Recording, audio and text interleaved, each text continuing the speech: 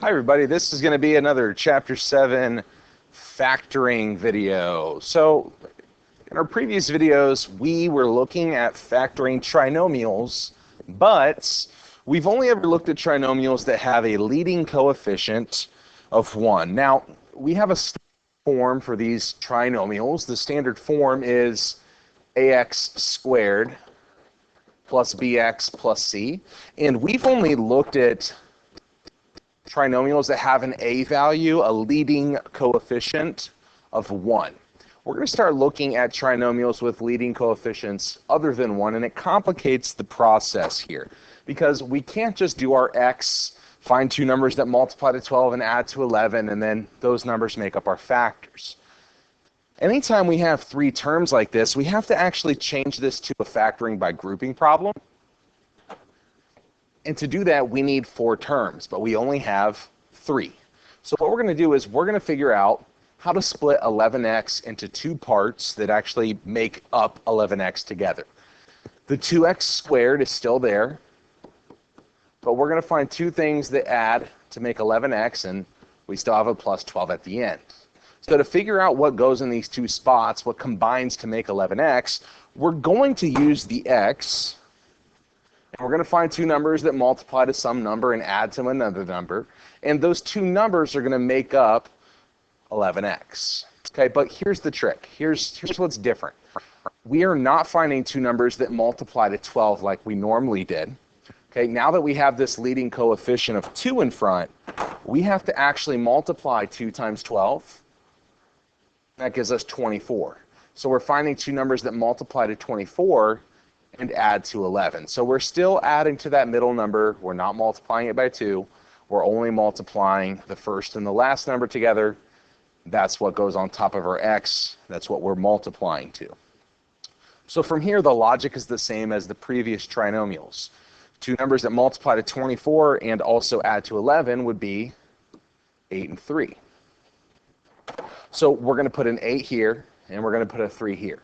But you have to be careful because these 2 things are supposed to combine together to make 11x. Right now they only make 11. So you need to make sure that you're including your variables here so that when they combine back together, it actually makes what you had to begin with. So that's the hardest part of this whole thing is really the setup and figuring out how does that middle term split into 2 parts. From there, it's just factoring by grouping, which you already know how to do from previous videos, previous lessons. We group the first 2 and the last 2 together. We factor a GCF out of each group. We have a common binomial of x plus 4 that we factor out, which leaves us with 2 factors, x plus 4 times 2x plus 3. And there you go.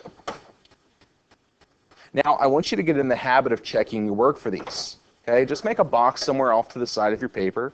And to check our answer, we're just going to take those factors that we found, multiply them back together, and verify that it's actually equal to the polynomial that we started with, or the quadratic trinomial that we started with. So we'll get 2x squared plus 3x plus 8x plus 12. And you'll see that if we combine these middle terms, we get 2x squared plus 11x plus 12, which is exactly what we started with. So let's see a few more examples like this. All right, so again, we have a quadratic trinomial with a leading coefficient that is not 1.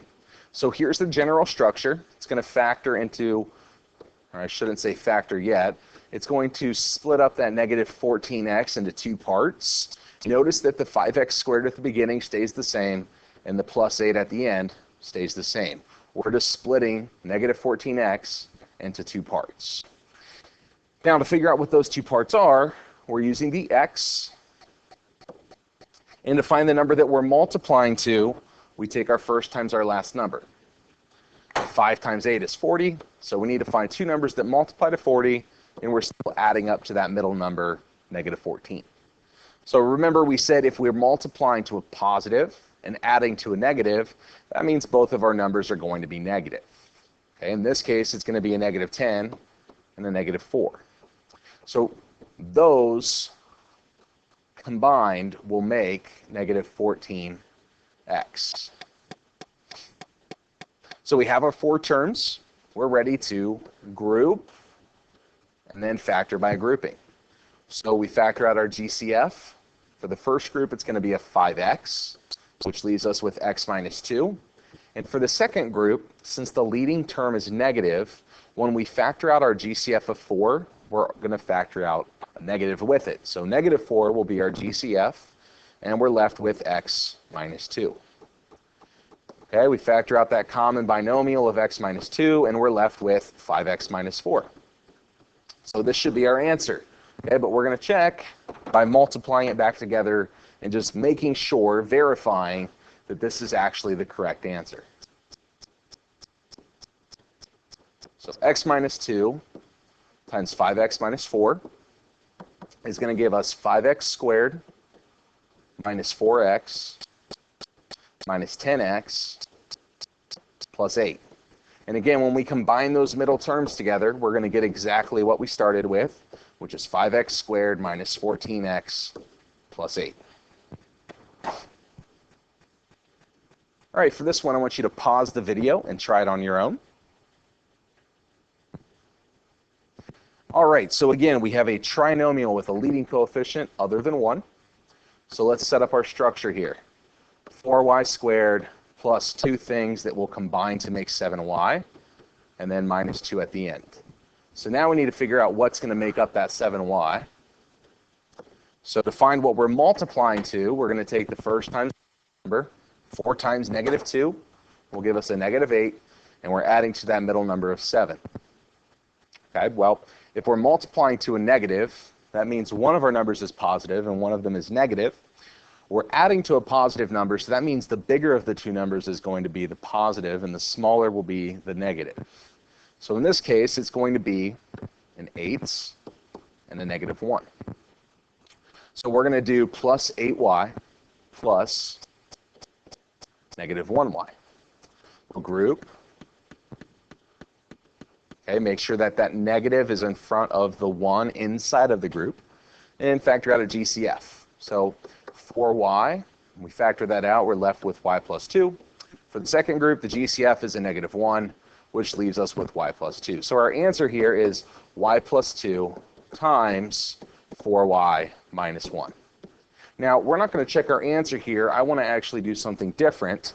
Instead, I want to look at what if we reverse the order of the 8y and the negative 1y? Does the order of those matter, or does it not matter at all? So I'm going to raise my x here, and I'm going to do this right next to it. So what I'm saying is, what if we had, or maybe you did this when you tried it, what if instead of doing the plus 8y followed by the minus 1y, what if we did the minus 1y followed by the plus 8y in this order? Would that change anything? Would that give us a different answer at the end? Okay, well, we can check. Let's make our groups. Okay, now my GCF of the first group would be y, which leaves us with 4y minus 1. Okay, seems different so far. Second group, we factor out a GCF of 2, so 4y minus 1.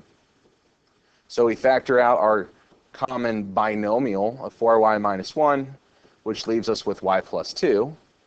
Okay, but are these really different? Okay, is y plus 2 times 4y minus 1 different than 4y minus 1 times y plus 2? Okay, the answer is no. These are the same exact thing. We've talked about how the order of the factors doesn't matter. Okay, these are the same answers. So the point that I want you to understand here, what's really important is it doesn't matter if you went in this order or if you went in this order. Okay, it doesn't matter.